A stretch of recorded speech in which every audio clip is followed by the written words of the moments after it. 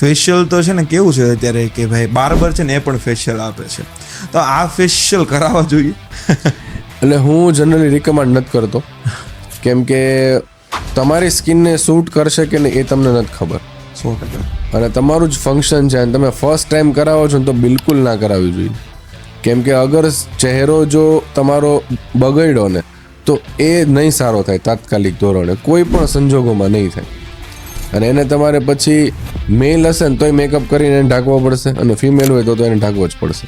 અને એ પણ એક લિમિટ સુધી. ચાલો ફેશિયલ કરાવ્યું ને તમારા ફેસ ઉપર રેડનેસ આવી ગઈ, રેડનેસ ઇન ધ સેન્સ ફોટકા સાથે, તમે મેકઅપ ગમે એટલો કરો, કેમ એને ઢાંકો? એને ના ઢાંકી શકે. એટલે હું તો રિકમેન્ડ કરું કે તમારે કદાચ બાર્બર પાસે કરાવવું હોય ને તો પહેલાં એકવાર ટ્રાયલ લઈ લેજો 1-2 મહિના પહેલાં, કે ભાઈ આમાં કંઈ થાય છે કે નહીં. પછી તમે કરાવો તો એમાં કંઈ વાંધો નથી. તમારો કોઈ ફંક્શન આવે ને તો યસ, એક વખત ટ્રાય કરી લેજો. પેચ ટેસ્ટ જે આપણે કહીએ ને એ પહેલાં કરવી જરૂરી. એમ તો તમે કેવું કે તમે સેફ થઈ જશો કે ભાઈ હવે મને કાંઈ નથી થવાનું. ઓકે.